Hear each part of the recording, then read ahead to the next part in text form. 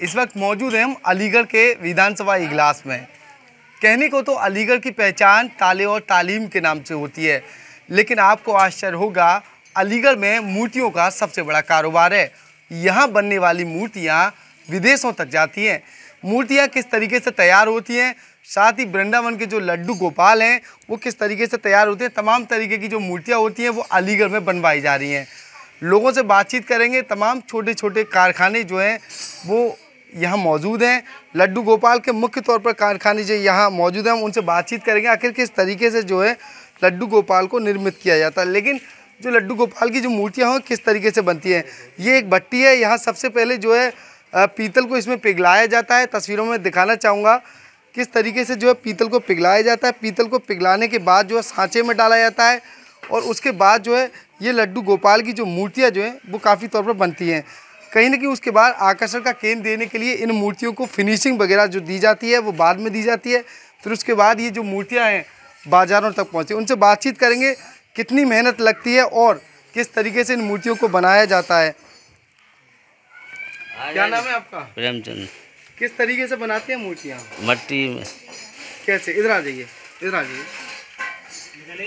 है ना? ना तो सबसे पहले क्या करते हैं? पीतल का पीतल गलाई जाते हैं। पीतल गलाई जाती है। फिर उसके बाद क्या होता है? उसके बाद जिसमें सांचे में छोड़ते हैं, इस सांचे में छोड़ते हैं। फिर उसके बाद क्या होता है? उसके बाद बन जाते हैं। उसके बाद मूर्ति बन जाती है। जी, साफ तौर पर तस्वीरों में मैं दिखाना चाहूँगा, ये वो भट्टी है जिसमें पीतल को पिघलाया गया है। उसके बाद ये वो सांचे हैं जहाँ जो है पीतल की जो मूर्तियाँ जो हैं इन सांचों में तैयार हो जाती हैं। उसके बाद ये मूर्तियाँ जो हैं इस रूप में निकल कर बाहर आती हैं। फिर उसके बाद ये फिनिशिंग के लिए सभी जगह पर भेजी जाती हैं और इनकी कहीं ना कहीं फिनिशिंग होती है। ये वो मूर्तियाँ हैं। ख़ास तौर पर इन मूर्तियों को बनाने के लिए लगातार छोटे छोटे कारखाने चल रहे हैं। ये मूर्तियाँ लगातार बनाई जा रही हैं। कहीं ना कहीं तस्वीरों के माध्यम से मैं दिखाना चाहूँगा ये वही मूर्तियाँ हैं लड्डू गोपाल की जो मूर्तियाँ हैं जो लगातार मथुरा, आगरा यानी कि आसपास के जनपदों के साथ साथ विदेशों में भी भेजी जाती हैं। अलीगढ़ की अगर बात कही जाए तो अलीगढ़ पर ख़ास तौर पर जो अलीगढ़ की पहचान हुआ करती है वो ताले और तालीम के नाम से की जाती है। यानी कि अलीगढ़ का जो ताला है वो विदेशों तक में पहुंचाया जाता है। लेकिन मूर्तियों के मामले की अगर बात कही जाए तो अलीगढ़ अपना परचम लहराता हुआ नजर आ रहा है। और लोगों से बातचीत करेंगे। सबसे पहले मैं वो मूर्ति दिखाना चाहूँगा। ये वो मूर्तियाँ हैं जो फिनिशिंग के लिए यहाँ रखी हुई हैं। कहीं ना कहीं फिनिशिंग होने के बाद जो है इन्हें अन्य जगहों पर भेजा जाता है। और जानकारी करेंगे किस तरीके से कितनी मेहनत लगती है इन मूर्तियाँ बनाने में, उनसे बातचीत करेंगे। क्या नाम है आपका? पवनेश कुमार। पवनेश जी, किस तरीके से कितनी मेहनत वगैरह लगती है मूर्तियाँ बनाने में? मेहनत तो बहुत लगती है इसमें जी। मेहनत तो मिट्टी पिट्टी भी बनाई जाती है, इसमें डावल लगाई जाती है। जी, इधर आ जाइए, आगे आ जाइए। जी, अलीगढ़ से पीतल खरीद के लाते हैं, फिर एक गिलास लेके आते हैं बसों में। तो मेहनत तो खूब है। क्या उस हिसाब से जितनी मेहनत लगती है, क्योंकि देखिए गर्मी का समय है, गर्मी में लगातार जो भट्टियों पर बैठना पड़ता है, उस हिसाब से क्या मजदूरी निकल पाती है? क्योंकि आप लोग तो मजदूरी तो नहीं निकल पाती, मेहनत ज़्यादा है, मजदूरी कम है। जी, मेहनत तो बहुत ही ज़्यादा है। क्या होना चाहिए? तो मजदूरी तो बढ़ानी चाहिए, बढ़नी चाहिए मजदूरी, और ये होना चाहिए ऐसा, मजदूरी तो बढ़नी चाहिए। क्या लग रहा है जैसे लगातार सभी जगह जो है अलीगढ़ से ही मूर्तियाँ जा रही हैं? आपने देखा होगा लगातार मथुरा में भी लड्डू गोपाल की जो मूर्तियाँ हैं लगातार डिमांड पर हैं।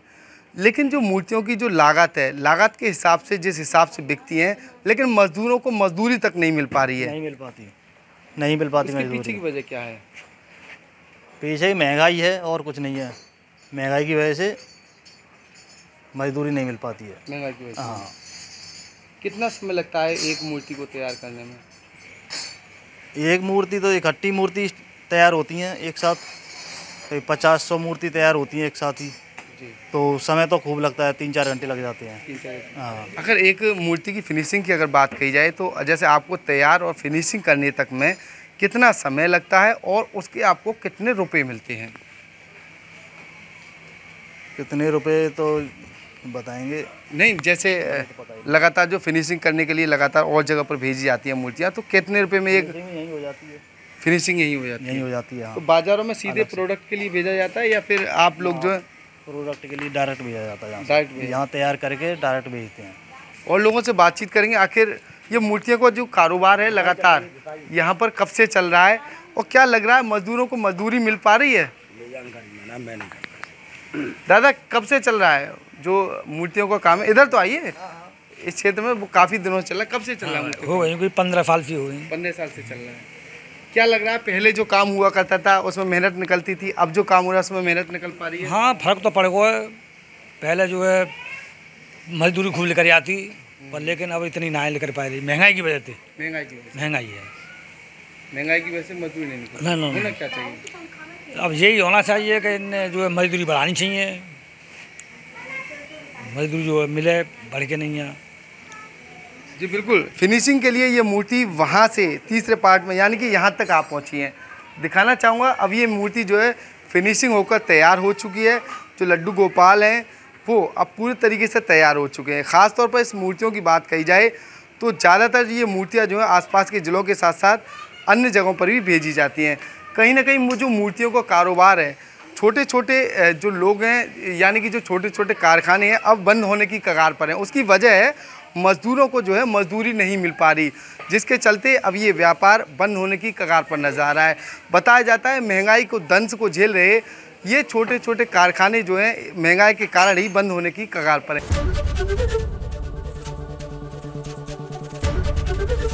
एबीपी गंगा, खबर आपकी, जुबान आपकी।